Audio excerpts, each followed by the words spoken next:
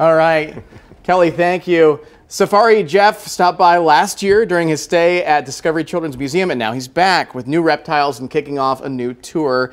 And he has his son Charlie and daughter Ruby along for the ride. Thank you for coming in. Than's so much, Jeff. It's good great to be have back. you. Great to be back. So this is kind of a nationwide thing that you're doing, right? It is all over North America. We've had a past couple of days. We've been at the Paris for the IAFE conference. That's the International Convention for Fairs and Exhibitions. But in this case, I brought in some really special guests today. For the last 30 years, I presented some amazing animals in my live show. Yeah. And this morning we thought we'd share some really unusual creatures with you. Okay. Are you ready for this? Sure. All right. I'm ready. Growing up in Canada from a very young age, I was exposed to nature. And it really was a huge part of my life. Crocodilians were always a passion. Here's an unusual skull. Unusual creatures have always fascinated me and many others. This is the skull of a gharial, Indian gharial. Wow. But when it comes to really unusual creatures that give us a bit of a scare or fright from time to time, we often think of the venomous ones, right? Of course. So here's a creature. Okay. Here's a creature which is not venomous, okay? But he uses colors and markings to fool you into believing so. Really? The Mexican milk snake. So these red flashy colors would fool any predator into thinking that perhaps that's a dangerous animal. Now, of course, for their size, they need that. Right. But when it comes to venomous and poisonous creatures, there's a difference between them, of course. Venomous animals are creatures that would try to eat you, and poisonous creatures are animals that you may try to eat or ingest. All right? So that's the difference between them. But here's a really neat guy. This is a very unusual creature. They can huff and puff a little bit and put on a bit of a show, but many of us are familiar with the Gila monster of Nevada, which is an endangered and protected species. This is a very close cousin of the Gila monster called the Mexican beaded lizard. Okay, the Mexican beaded lizard is quite a large lizard. They can grow almost 3 to 4 feet long. Yeah, I was going to ask, is this full adult size here? It is not. He'll grow almost twice the size, in fact. These guys are amazing, very beaded-like, giving them that name, of course. And where are they found typically? These guys are Mexico and Guatemala. Right. They would be found in low scrubland, and you can see he constantly flickers his tongue. They smell and taste their environment. So a poor sense of eyesight. They spend a lot of time underground, and a lot of burrowing animals such as these reptiles would rely upon that sense of smell to guide them through life.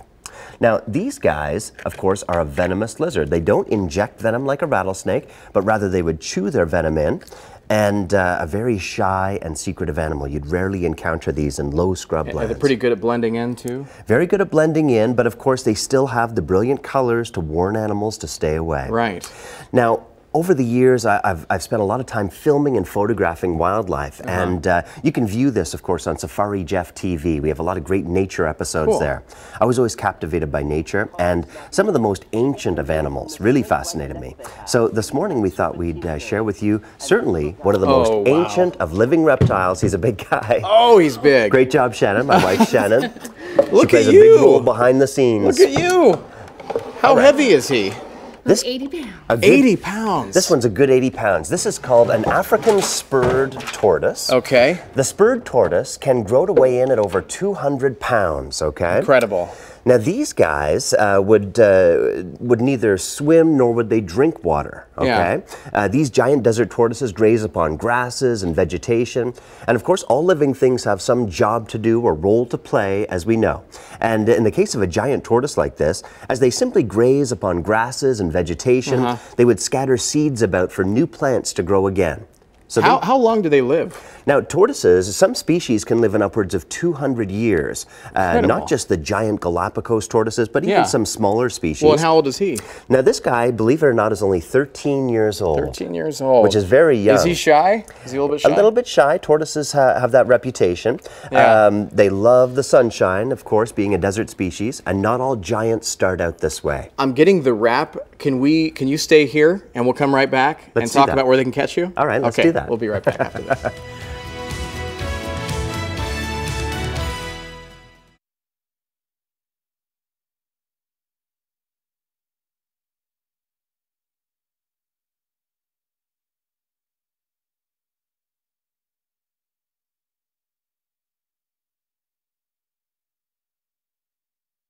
All right, we're closing things out with Safari Jeff and Charlie and Ruby. And real quick, where can people catch you? They're so cute. Well, I'm at the IAFE conference. That's the International Fair of Exhibitions. Now, in this case, I'm at the Paris Hotel today. It's the last day. And of course, we spent a lot of time in Las Vegas. We'd love to see you guys again real soon, too. And what are the kids showing off here? Well, this, you know, spurred tortoises. these African spurred tortoises are just several months old at this size. Believe it or not, a tortoise can increase in size almost 1,000 times over its lifespan. Oh my gosh! Wow! And then you get this big guy. Unlike my guys here. Okay, so the snake is in here. We're going to introduce you to the snake right after this.